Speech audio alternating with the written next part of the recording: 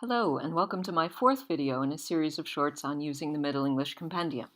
For an introduction, see the first. For a straightforward search of entries or quotations in the MED, see the second.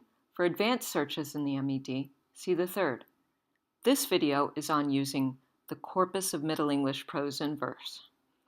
The corpus is useful for finding multiple usages and making comparisons, how often something is used or how it is used in different contexts. For instance, you're reading the general prologue of the Canterbury Tales. You notice the word worthy coming up over and over, especially in the Portrait of the Knight. How often does Chaucer use the word worthy? Where does he use it in the general prologue? Whom does he describe? So let's search the corpus for worthy, and we can specify which text we want. Simple search.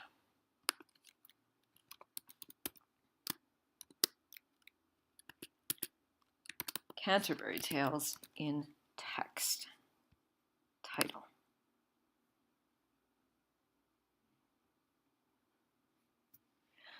"809 matches? That's a lot. But what does it mean? I can tell you what it doesn't mean. It does not mean that Chaucer used the word worthy 809 times in the Canterbury Tales. When you do a search, some texts, most notably the Canterbury Tales, have multiple copies in the corpus. So we've got the Ellesmere manuscript of Chaucer's Canterbury Tales, the Hengert manuscript of Chaucer's Canterbury Tales, and so on. All the way down to Houghton Mifflin, not a manuscript. When you search, you can't just look at the number of hits. Even if you restrict to a particular author or text, you have to look at the instances. Most of the Canterbury Tales hits will be manuscripts, handwritten copies from the Middle Ages or early Renaissance. Some will be incomplete, so some will have far fewer hits, like 25, and others will have more, 143. If you want to use something close to your textbook, look for Houghton Mifflin, 1957. This is the second edition of Robinson's Chaucer, which in turn became the Riverside Chaucer and the Canterbury Tales Complete. It is the version closest to these books and to almost any textbook that has the Middle English text. You might also note that this has one fewer match than the Ellesmere manuscript. Now let's look and see what we've got. I used a wildcard in my search, the asterisk after worth, in case Chaucer used an I instead of a Y in any place, but that has left me open to things like worthinesse. Still, I've got an awful lot of worthy. The general prologue, right off the bat, has many hits. I can look at them individually by opening it, going to first match term. Okay, a knicht there was, and that a worthy man. There's one worthy for the knight. Here's the second already. Ever honoured for his worthinesse. I might want to look at this word too, because that is still the knight. This ilke worthy knicht. Worthy. Anytime you want to jump ahead, you can just click an arrow and jump to the next one. Now we're on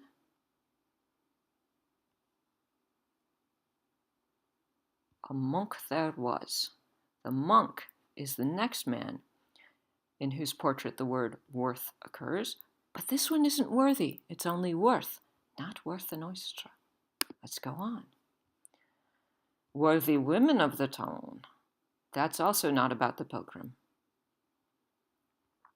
So we can keep going, and we'll find the knight is described as worthy far more than anyone else.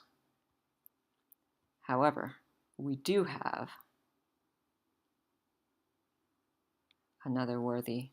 A frere there was, a limitor. He was switch a worthy man. So we can find a lot of instances of worthy, and we could study that just in the general prologue or compare it to uses outside the general prologue. One last warning. If you're writing a paper, you'll want to compare each hit with your textbook, because very few of you watching this video will be using Robinson's second edition. Your edition will probably match in almost every detail, but you don't want to quote a line that's not in your book, at least not without an explanation. Note also that not all texts are here. So if you want to expand your search to see where else Chaucer uses worth or worthy, you can do Chaucer as author, and you'll find lots of Canterbury Tales and Troilus and Cressida. Does that mean he doesn't use the word anywhere else? That would be strange for a man who wrote a number of short poems, 3 dream visions, a translation of Boethius, and so on. We can find out if we go back to the front page of the Corpus of Middle English Prose and Verse, click on the bibliography link, and look for Chaucer. We do have the treatise on the astrolabe. We do have the translation of the Boethius, the Canterbury Tales, and Troilus and Cressida. We do not have any of the dream visions, Annalita and Arcite. Some of his texts simply aren't represented, so you'll search in vain for Book of the Duchess. On the other hand, if you want to find Pearl, you can find it. If you want to find Sir Gawain and the Green Knight, that's here too. So there's plenty in the corpus. You just have to remember to check whether the specific text you want is in there. Another way to use the corpus, now that we know its limitations, is to search for proper nouns. Good editions generally have something like an indexed proper names that give variant spellings. Use these in truncation to find more occurrences of a name. You can, for instance, see who in the Canterbury Tales cites particular authorities, using spellings from your book to help. So we get the spelling Bois. Make that lowercase so as not to cause problems. Let's look in Canterbury Tales.